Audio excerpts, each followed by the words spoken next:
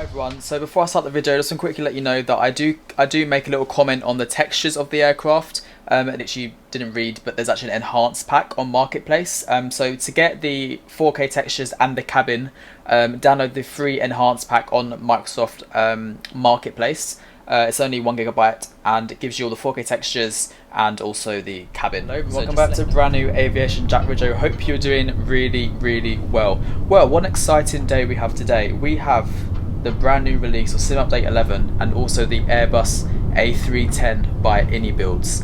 Now this Airbus used to be in X-Plane, it still is, but it's been ported over to Msfs as part of the new update, so free of charge, which is absolutely amazing. Now I've heard really good things about this aircraft in X-Plane, so I'm really excited to see what it's like here in Msfs. Now don't ask me why we're at Liverpool Airport. I don't know, I just chose Liverpool Airport, but I thought today's video we could literally just have a look at A310, no flying, just kind of have a look, like a first look type thing, and then what we'll do is we'll do a first full flight in it in the next coming days and give it a good old look and maybe a live stream as well.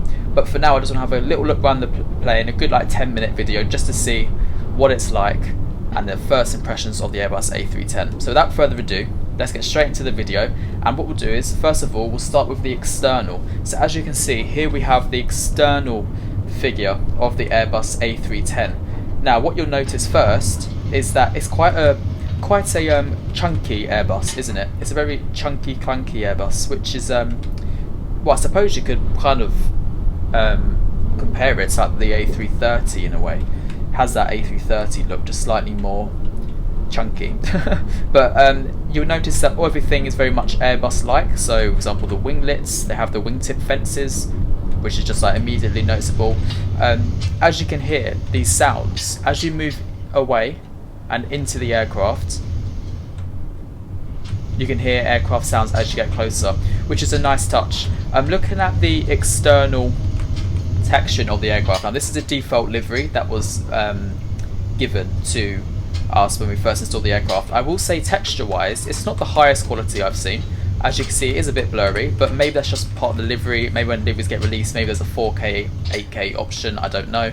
But like I said, it's just first impressions. As you zoom in here as well, you can see that looks a bit meh as well, but maybe that's just, I mean, yeah, maybe I need to restart the sim actually. I don't know if that's actually correct. Is that how it's meant to look? Or is that just like optimized for performance? Yeah, I'm not sure, you know. I'll have to have a look at that, because the landing lights should be there, right? Unless I'm mistaken, I don't know. But yeah, in terms of textures, obviously they're not the most high HD, high detail at the moment. That might just be my, I mean it's not my settings obviously. However, these are all readable. These little tiny prints here, so that's a nice little touch. You can read all that, so that's nice. But yeah. Externally, I think texture-wise, I mean, the further you go out, the better it looks, obviously. The more you go in is where you have a bit more of a problem. In terms of the cabin, there doesn't seem to be a cabin, as you can see.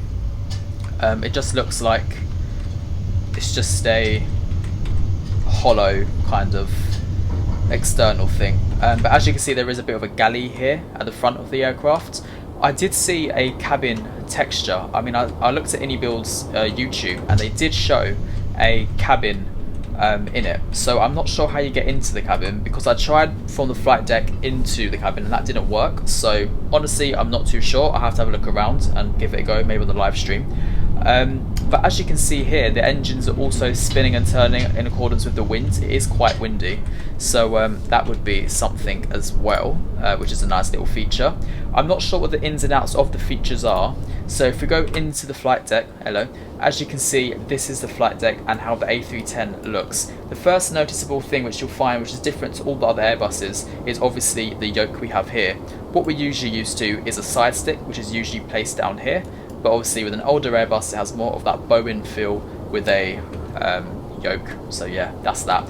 As you can see over here, we'll look at the EFB first. We have a lovely EFB with some lovely features. We can also change the brightness, which is lovely, very easy. You can also turn it on and off if you wanted to as well. Off and on, just like that. And then here we go, we have our first tab here, which is a little plane icon, aircraft and flight details. Obviously I've not loaded a flight into this, no flight plan, so we won't see much here. It just shows the aircraft and the version that we have, which is nice. On this little configuration panel here, as you can see, you have different states. So I've set cold and dark as default, and we've also activated cold and dark. So can we deal with that? Looks like it just stays there once you click it, fair enough. On the next tab here, we have this little power icon. This is all the ground services, external units and pushback controls, which you can play around with here. So when GSX is on, for example, and you want to open up a door, you just click door 1 left, door 3 right, door 1 right, etc, etc. You click forward cargo, for example, the forward cargo door opens. So everything's controllable via the EFB, which is nice. In actual fact, let's have a look. Exactly the same, isn't it? Yeah, there's a cargo hold for you.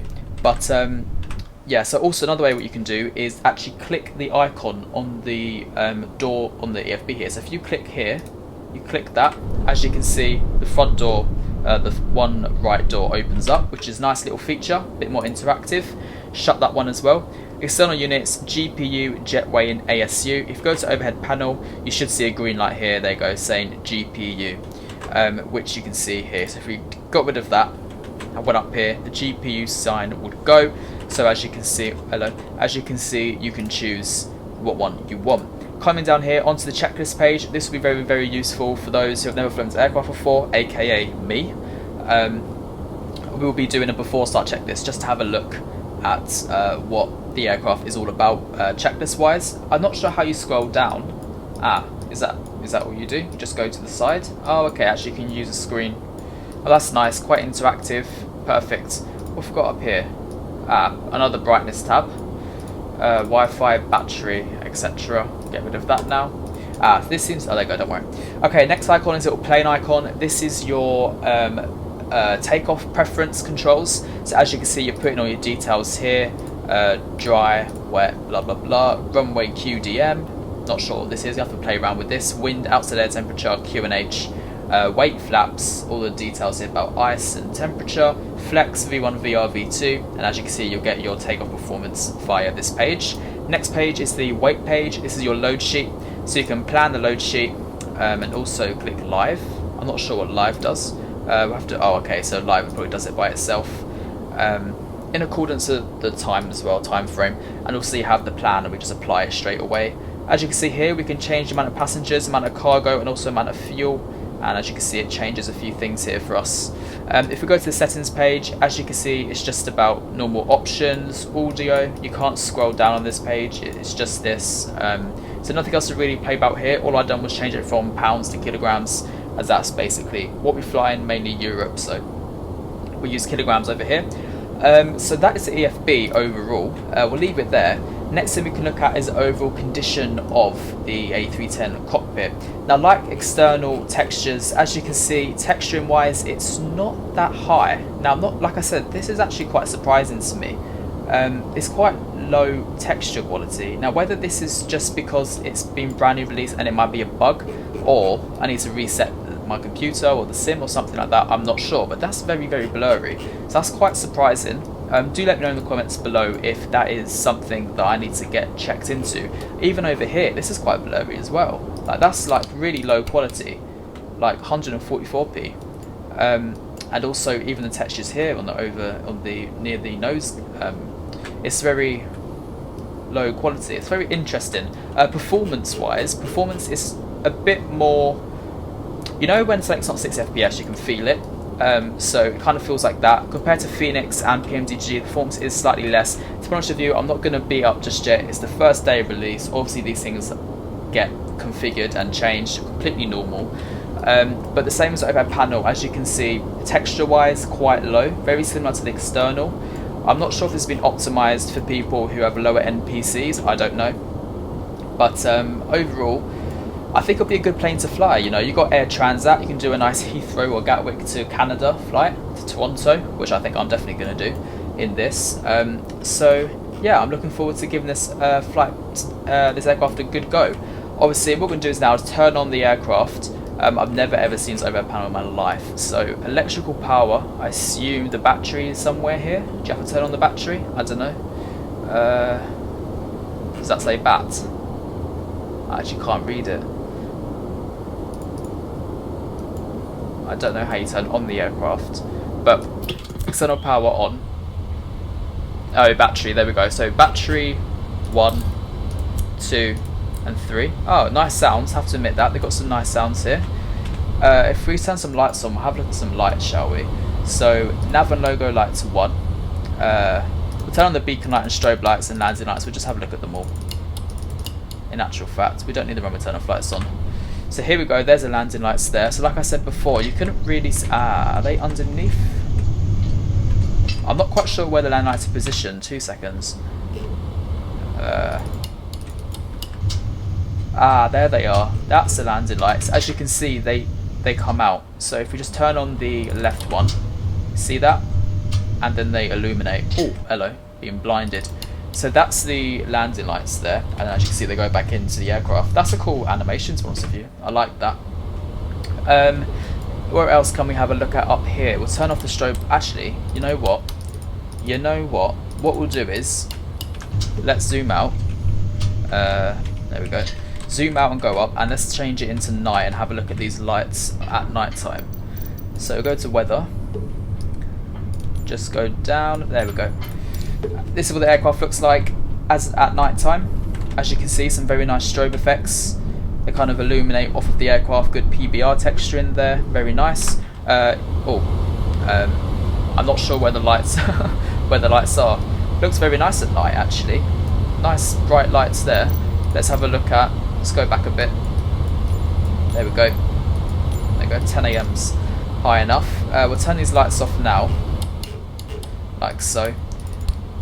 There we go. I'll just have a look around at anything else. So the galley, I assume we just click that on. IRSs, where would you find the IRSs here? I'm not. Oh my god, is that TCAS up there? That's not where I would have thought it was. Interesting. I'm not sure where you find things like that. The IRSs, unless they are down here. I doubt. Oh no, sorry. TAR is all here. TCAS system is down here. Is there a little panel somewhere? These don't work. What do you call them again? Circuit breakers. They don't know that they're functional. Fair enough. Not everything has to be. Right, where would you find the IRSs in this aircraft? Like I said, I've never seen this aircraft before, never flown it before, so it's just kind of like learning as you go along. Is this it? System 1. Nav. There we go. That would be it. So now the nav IRSs are on. They should start the aligning process. Got a few nice screens down here. Set the QNH, and here we have the FMCs. Now I haven't done the air rack. Oh no, I have done the air rack. Perfect. See, even these are quite low quality as well, because I couldn't see an option to change the quality. So it's interesting. This is very much similar by the looks of it to normal Airbus systems. Looks very, very similar. Echo Golf Golf Papa / Echo Golf Golf Papa. Return. Next page, put in all your details here. Flight plan, I'll just do 09. I don't know, just do the Bart 1 Tango. Insert. Flight plan, I can't see them just yet obviously, but yeah, it looks very nice. I tell you what everyone, we are going to leave it there. I'm going to have a play around with the aircraft, see what I can find out. Might give them a reset just to see if I can deal with a few textures here, because I'm not sure I can really read everything when it's like that. But yeah, thank you for watching this video. I hope you enjoyed the first look at the aircraft. If anyone knows how to get the cabin, like, actually I think I have an idea how to do it, so I'll do that next video. But yeah, thank you for watching. Subscribe if you haven't already. We're going to have a look at this aircraft in way more detail, and I hope you enjoyed the video, and I'll see you all in the next one. Thanks for watching. Bye bye.